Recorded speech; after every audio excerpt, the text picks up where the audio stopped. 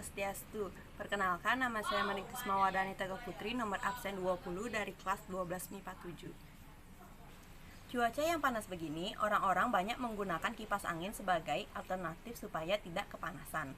Kipas angin mengubah energi listrik menjadi energi gerak. Mengapa bisa demikian? Ternyata di dalam kipas angin terdapat motor listrik. Lalu, apa itu motor listrik? Motor listrik adalah alat yang digunakan untuk mengubah energi listrik menjadi energi mekanik. Kali ini saya akan menjelaskan bagaimana cara kerja dari motor listrik arus DC dengan tujuan untuk mengetahui konsep yang digunakan dalam motor listrik arus DC. Berikut ini adalah gambaran sederhana dari motor listrik.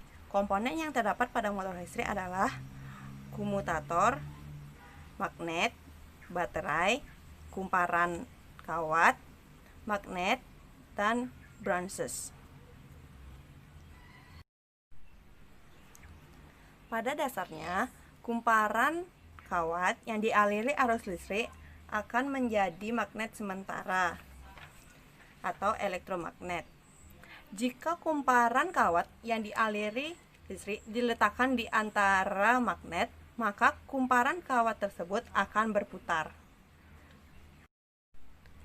Hal tersebut dapat terjadi karena jika kumparan ini dilalui oleh listrik, maka akan menjadi magnet sementara yang memiliki dua kutub, yaitu kutub selatan dan kutub utara. Jika kutub selatan bertemu dengan kutub selatan, maka akan terjadi reaksi tolak-menolak dan gayanya menuju ke atas. Sedangkan jika kutub utara bertemu dengan kutub utara, akan terjadi gaya tolak-menolak juga dengan arah ke bawah.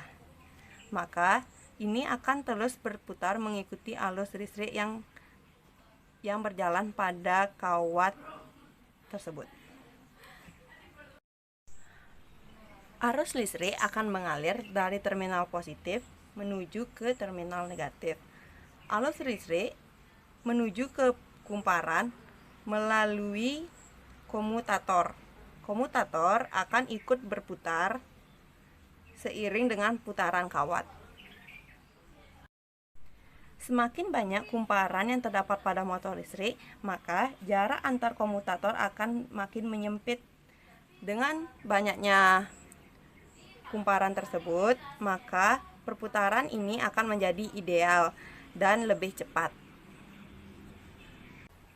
Motor listrik berarus DC mempunyai prinsip kerja berdasarkan percobaan Lorentz yang menyatakan jika batang penghantar listrik berarus berada di dalam medan magnet, maka kawat penghantar tersebut akan menghasilkan suatu gaya yang disebut dengan gaya Lorentz. Besaran gaya dapat ditentukan dengan F sama dengan B dikali I dikali L dikali sin theta. Karena kawat penghantar tersebut bergerak di dalam medan magnet, maka sesuai dengan percobaan Faraday, pada kawat penghantar tersebut akan membentuk GGL induksi. Motor DC memiliki manfaat yang sangat banyak dalam kehidupan sehari-hari dan dalam dunia industri. Motor DC memudahkan pekerjaan sehingga proses industri dapat berjalan efisien. Semakin banyak industri yang berkembang, maka semakin banyak mesin yang digunakan. Semakin banyak mesin yang digunakan, maka semakin banyak penggunaan motor DC.